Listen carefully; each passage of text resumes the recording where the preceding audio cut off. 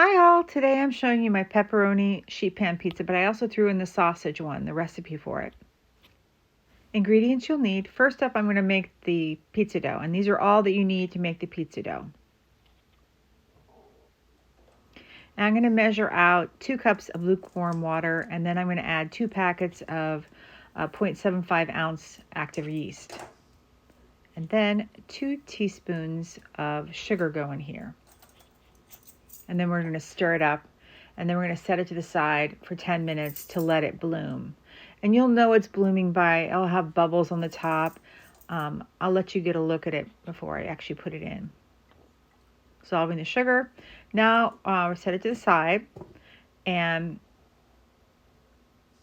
I'm going to measure out 4 cups of all-purpose flour. Now there are 6 cups altogether, but I find it easier to do 4 cups first, and then once I've added the bloomed yeast, to go back after it's been in the mixer for a minute, and you'll see.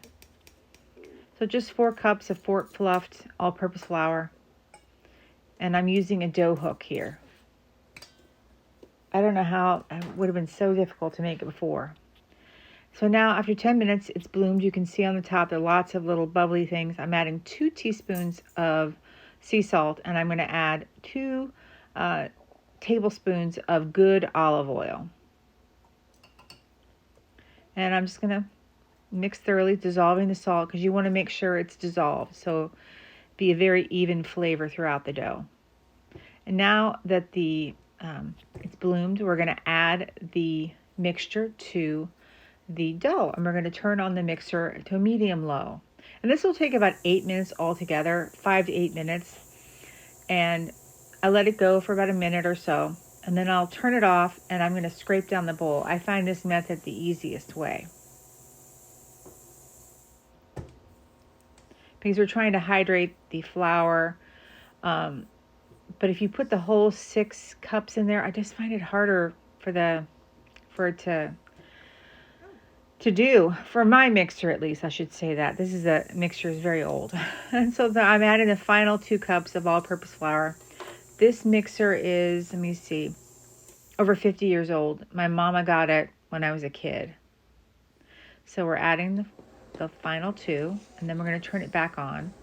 And after I've turned it back on the medium low, I'm going to scrape it down after a minute, the bowl, and then I'm going to let it go and go until it pulls away from the side of the bowl, and you'll see.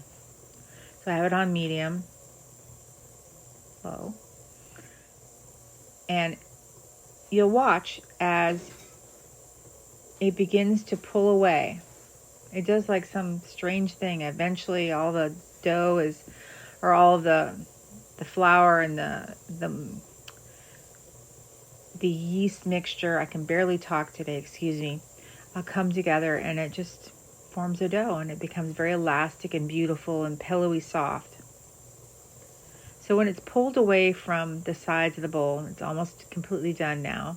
It's picking up the rest of the dough that was clinging to the side. Then I turned it on high real quick.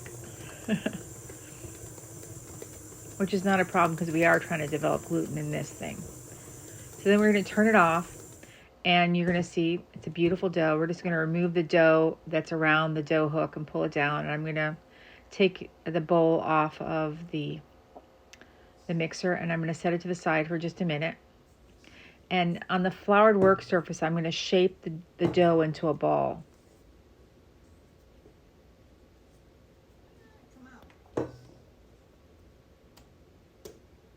The dough's not sticky, but particularly sticky. It's pretty beautiful right now. It's a beautiful, beautiful dough. And you're going to need a clean bowl for the next part. We're going to oil up a bowl. I'm just going to clean this one out. Magic of YouTube. And I've just added a tablespoon of good olive oil. I'm just going to coat the entire bowl, and then I'm going to place the dough ball into the bowl, and I'm going to place it there for just a second. I want to clean up, I think, is what I was going to do. And then I rub a little bit of olive oil on the top of the dough ball.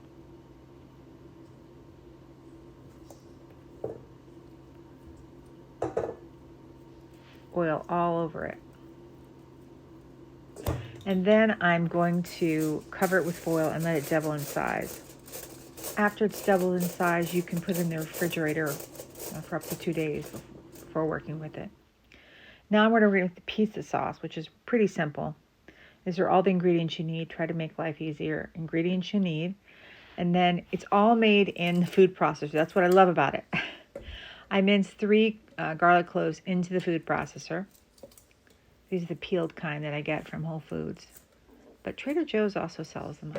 I didn't prefer them as much as I liked the Whole Foods ones, but what are you going to do? So once that's done, I have a 28-ounce can of San Marzano. I can never say it. Whole peeled tomatoes. I add that. And then I'm going to add 1 can of, a 6-ounce can of tomato paste and put it in the food processor.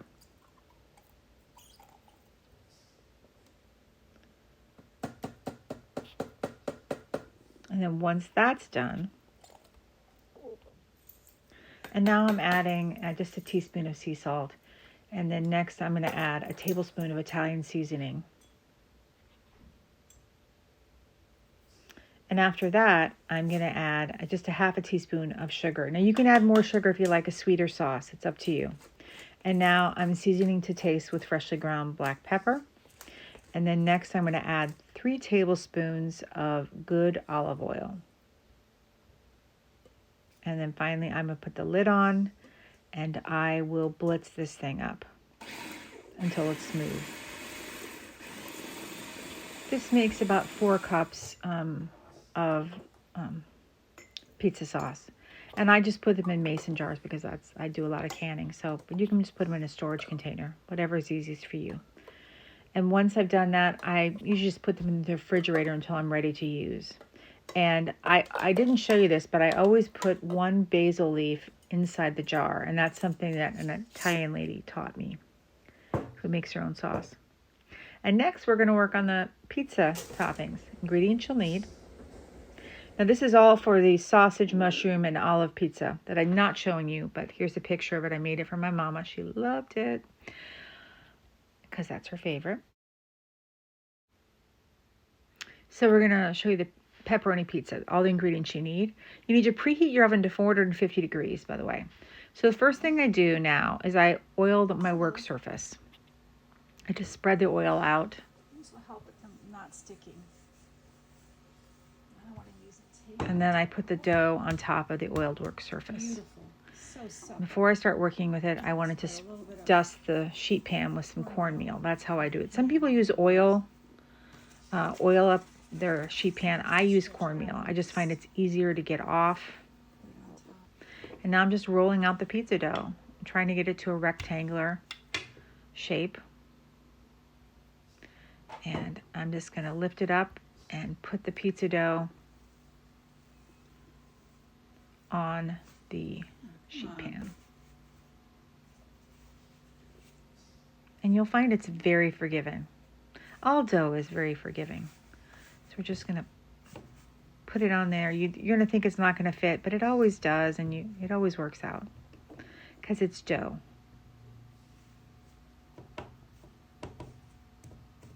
As you can see, perfect. Now the next thing I'm going to do is I'm going to finish slicing up the pepperoni. And I actually sliced 2 cups of pepperoni. It's pepperoni heavy. But this is the second pepperoni pizza I made that week because when I made Mom hers, I made them for myself. Now you can put 1 to 2 cups of pizza sauce on here. 2 cups is a lot.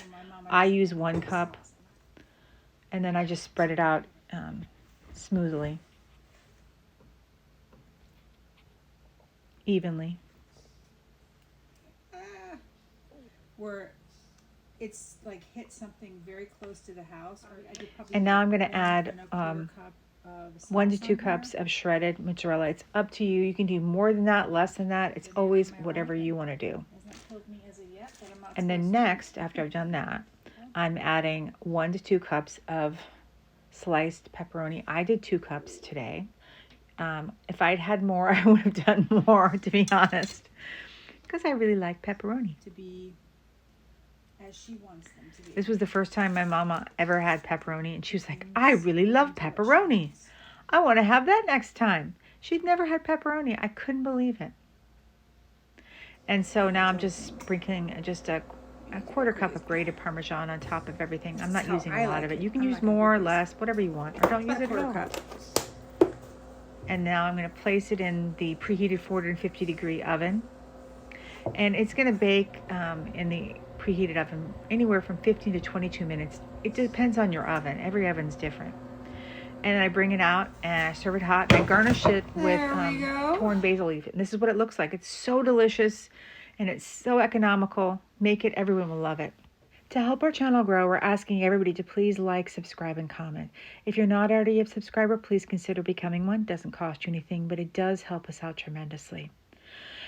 With the new AI running YouTube, it makes it more difficult. So all these things are necessary for growth, and we really would love to grow. Thank you all for your help. We post new videos 3 times a week on Tuesdays and Thursdays at 5 p.m. and on Sundays at 11 a.m. Eastern Standard Time. All right, we'll see y'all real soon. Thank you all for watching. We're ever so grateful. And to all of our new and old subscribers for supporting us and helping us grow, we are indebted to you. Thank you all so very much. And as always, please stay safe and be blessed.